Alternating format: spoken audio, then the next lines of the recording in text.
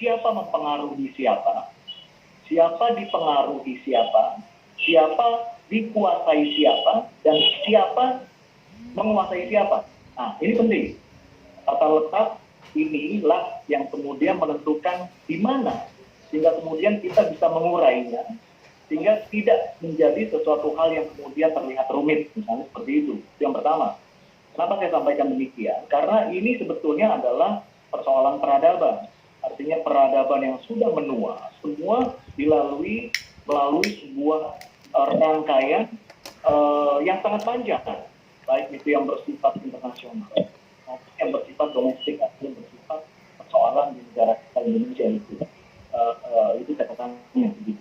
Kemudian yang lebih daripada itu, saya melihatnya adalah ini adalah sebuah pertarungan.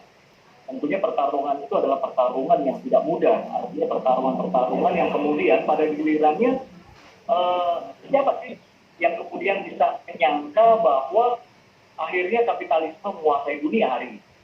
Artinya pertarungannya hari ini penguasa dunia adalah kapitalisme.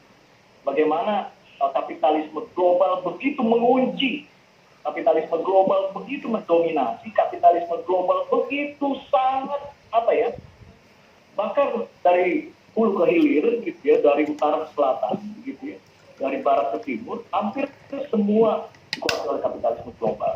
Dan tentunya founding-foundingnya kita tahu sendiri siapa dan bagaimana, misalnya seperti itu.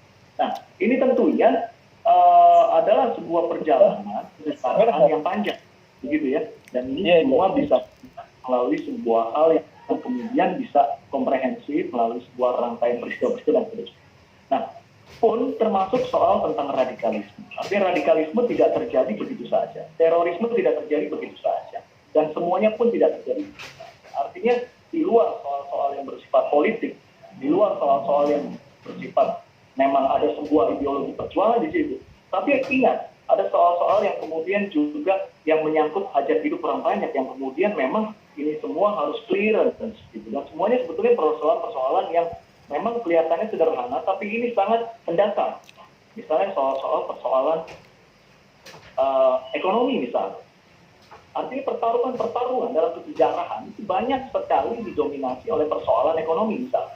Artinya penguasaan, hal-hal yang bersifat penguasaan, baik itu suatu hal yang bersifat dominasi, yang bersifat sumber daya misalnya, dan kemudian statistika dan juga networking atau jaringan. Itu kemudian saya melihatnya menjadi hal yang sangat mendominasi, sehingga kemudian ini membentuk sebuah pola-pola, dan pola-pola itu tidak terjadi pun dengan sendirinya, tapi banyak dipengaruhi oleh kemudian unsur-unsur yang melatar belakangnya, kesejarahan.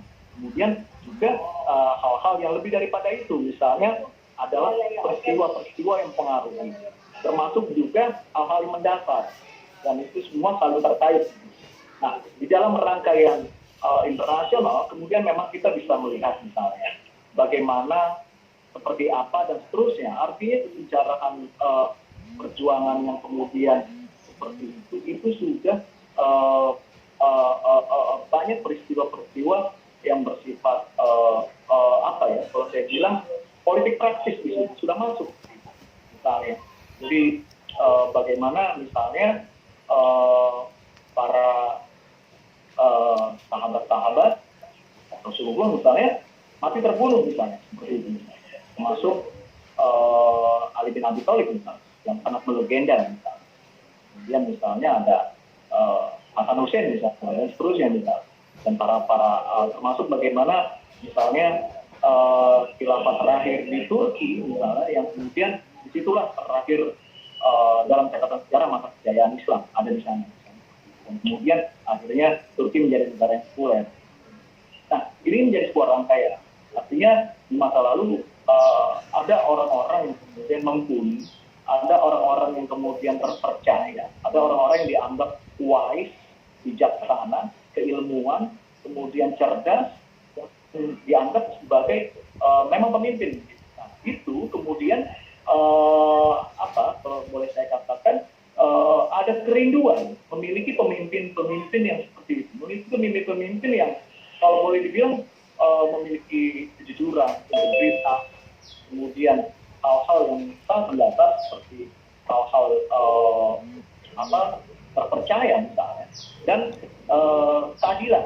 keadilan ini yang kemudian menjadi sangat penting. Karena kenapa? Karena ini menyangkut masalah distribusi, ini menyangkut masalah hal-hal yang begitu sangat fundamental. Nah, hal-hal fundamental inilah yang kemudian tidak terjemahkan dalam dekade kebelakang ini, kira-kira begitu. Sehingga kemudian ini ada problem. Jadi misalnya kalau yang kaya bisa semakin kaya, harusnya yang miskin bisa sedikit kaya. Gap ini nggak boleh terlalu jauh. Nah, ini sebetulnya soal yang kemudian mendasar. Yang pertama, artinya bagaimana kemudian akhirnya masuk kepada konflik of interest. Jadi percampuran kepentingan yang kemudian begitu sangat mendalam dan mendasar. Dan saya melihatnya di dalam kata letak itu sebetulnya persoalan terorisme ini, bahkan di negara-negara maju pun ada. Jadi jangan dianggap bahwa terorisme itu hanya ada di negara-negara miskin, negara lemah, tidak. Jadi di Jepang pun ada terorisme, di Amerika pun jelas ada. Bahkan di negara-negara yang relatif rakyatnya sedikit seperti Swedia itu ada terorisme. Cuma terorisme ini juga jangan identik dengan Islam. Saya kurang sepakat gitu. Karena terorisme ini pelakunya pun sangat multi etnis, multi kepercayaan, ya. Artinya terorisme ini juga jangan ada kemudian